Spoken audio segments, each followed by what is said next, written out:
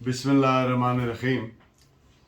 हम section 1 CPC civil procedure code को discuss कर रहे हैं। तो आज का हमारा टॉपिक है कि क्या सीपीसी हाई कोर्ट को अप्लीकेबल होगी, अगर होगी तो किन सूरतों में, और क्या क्या उसके मुख्तलिफ सूरत हाल हैं जो हमने सर्च किया आपके लिए। तो पहली बात यह है कि high court there are no limits, कोई हदूद नहीं है, कोई चेक नहीं है, उसको कोई उसके ऊपर फीटर्स पाबंदियां नहीं है,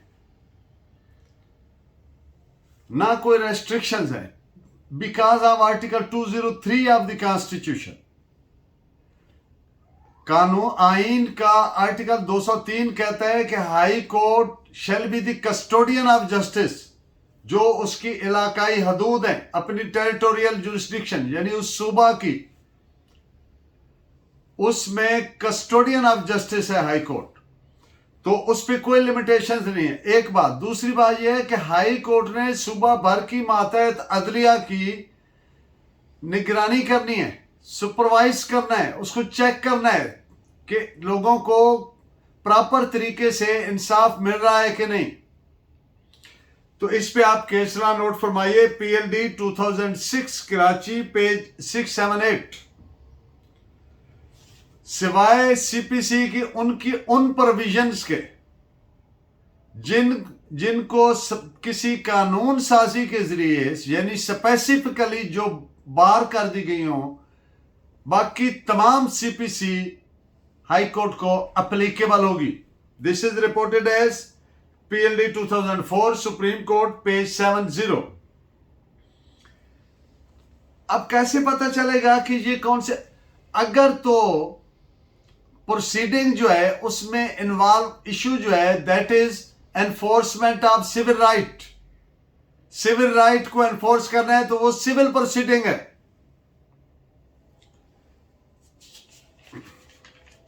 और CPC shall be applicable to the high court. इस पे आप दो जजमेंट्स नोट फरमाए, PLD 1975 supreme court, page 244 and 2006 CLC, page 702। अब हाई कोर्ट कब इंटरफेयर करेगी? दो तीन अहम पॉइंट्स आपके सामने रखता हूं। जब assumption of jurisdiction lower court ने गलत तौर पर अज्यूम किया हो अपना इख्तियार समाअत, या कोई एरर, कोई गलती, मिस्टेक ऐसी है which is apparent on the record, जो साफ नजर आ रही है,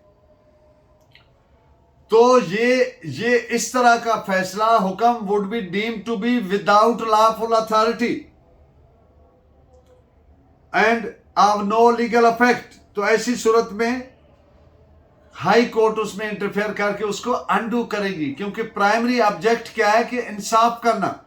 सो this is reported as PLD 1975 supreme court, page 450 and page 58। मैज ये फैक्ट, अगर एक ऐसी सूरत हाल है कि जिसमें हम देखते हैं कि निगरानी कॉम्पिटेंट है, निगरानी हो सकती है, तो ये कदगन नहीं रख सकती हाई कोर्ट के इख्तियार पे कि वो रिट जारी नहीं कर सकती। अगर रिवीजन कॉम्पिटेंट है फिर भी हाई कोर्ट रिट जारी कर सकती है, ऐसी सूरत में जब इंप्यून्ड ऑर्डर यानी वो ऑर्डर्स जिनको चैलेंज किया गया, जिन पर एतराज किए गए, वो विदाउट जुरिस्डिक्शन हो, तो फिर भले रिवीजन या अपील वो कॉम्पिटेंट हो, फिर भी हाई कोर्ट उसको कॉन्स्टिट्यूशनल पिटीशन में अनडू कर सकती है। This is reported as 2000 YLR 2114। High court की इनहेरेंट पावर्स है कि वो किसी प्रोसीडिंग, चाहे वो अपील है, निगरानी है या कॉन्स्टिट्यूशनल पिटीशन है, उसको किसी दीगर रेमेडी में कन्वर्ट कर दे। और अगर कोई दरखास्त किसी एक सेक्शन के तहत दी गई है जो कि गलत है, तो वो चाहे तो उसको दूसरी सेक्शन के तहत कन्वर्ट कर दे। ये इनहेरेंट पावर्स हैं हाई कोर्ट की। इस पॉइंट पे जजमेंट नोट फरमाए, 2011 सीएलसी, पेज 1303। सीपीसी गवर्न करती है हाई कोर्ट के सामने जो कॉन्स्टिट्यूशनल पिटीशंस है, उनको सीपीसी एप्लीकेबल है, वही गवर्न करती है। तावक्ते की कोई प्रोविजन ऐसी हो जो high court rules and orders से इन कॉन्फ्लिक्ट विद हो, उनसे मुतसादिम ना हो, तो सीपीसी ही उसको प्रोसीजर प्रोवाइड करेगी, उसको गवर्न करेगी। इसलिए कि ये जनरल लॉ है। तो इस पॉइंट पे आप नोट फरमाइए, पीएलडी 2007 लाहौर पेज 461। जो प्रिंसिपल्स लेड डाउन है सीपीसी में, जो मेन प्रिंसिपल्स हैं, बेसिक प्रिंसिपल्स हैं, जिनको प्रिंसिपल्स ऑफ नेचुरल जस्टिस भी कहते हैं, वो हाई कोर्ट में कॉन्स्टिट्यूशनल पिटीशन को भी इक्वली एप्लीकेबल होंगे, वो जो इक्विटेबल प्रिंसिपल्स हैं। इसलिए कि ये कोर्ट जो है it's a court of original jurisdiction. तो कॉन्स्टिट्यूशनल पिटीशन की बात कर रहा हूं, उस सिलसिले में ये ओरिजिनल जुरिस्डिक्शन इसकी तस्वर होगी। तो इस पे 3 जजमेंट्स नोट फरमाए, PLD 1966 supreme court 276, PLD 1968 supreme court page 171 and 2003 YLR page 1629। अब एक बात कि जो सीपीसी ने प्रोसीजर प्रोवाइड किए एक दावा दायर करने, उसको चलाने, फैसला होने तक जो प्रोसीजर है, वो जहां तक मुमकिन है हाई कोर्ट में भी वही इख्तियार किया जाएगा। लेकिन जहां पे high court rules and orders otherwise को प्रोवाइड करेंगे तो फिर उसके मुताबिक चला जाएगा। इस पे पीएलडी 1970 सुप्रीम कोर्ट पेज 1 और 1982 SCMR page 140, PLD 1992 Lahore page 420। 3 judgments हैं इस पॉइंट पे। हाई कोर्ट अगर कंकरेंट जजमेंट है, कंकरेंट जजमेंट आप जानते हैं कि अगर सिविल कोर्ट ने एक फैसला किया तो उस फैसले के खिलाफ अपील हुई, तो अपील में भी अपील खारिज हो गई, यानी दोनों कोर्टों के फैसले एक जैसे हो गए, तो इसको बोलेंगे कि कंकरेंट जजमेंट है। तो अब कंकरेंट जजमेंट क्या हाई कोर्ट उसमें इंटरफेयर कर सकती है? अगर कर सकती है तो कैसे कर सकती है?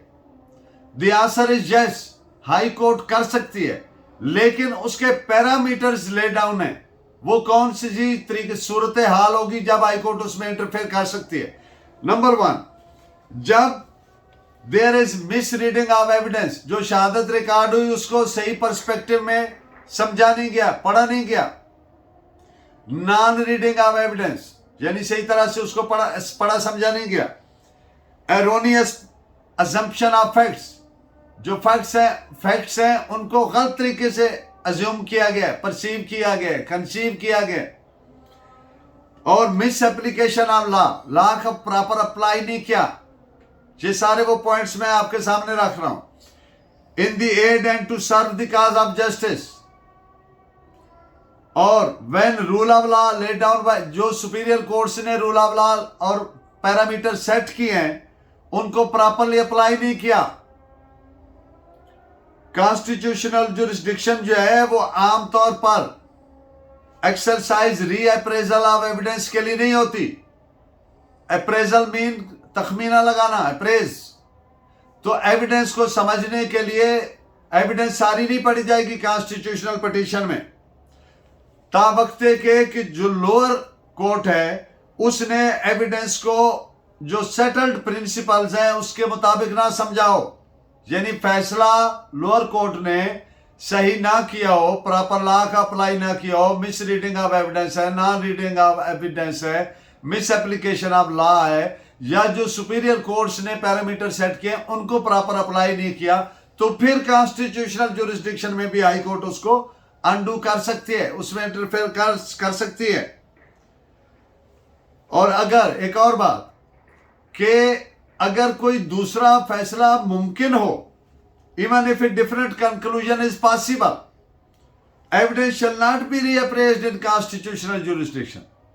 मैं इस वजह से नहीं कि कॉन्स्टिट्यूशनल पिटीशन में आप दोबारा एविडेंस सारी शहादत पड़ी जाए कि ये भी फैसला हो सकता है, तो फिर ऐसी सूरत में नहीं करेगी। Constitutional jurisdiction cannot be used as a second appeal. तो if conclusions of lower courts are found arbitrary, capricious और परवर्स, तो फिर करेगी। तो इन तमाम पॉइंट्स पे आप जजमेंट रिकॉर्ड फरमाएं। 2010 CLC page 599। मुझे मेरी दुआ है मेरा लेक्चर आपके लिए फायदामंद रहे। Thank you very much. Keep guiding me by your valuable comments. Allah ने के बाद। Thank you.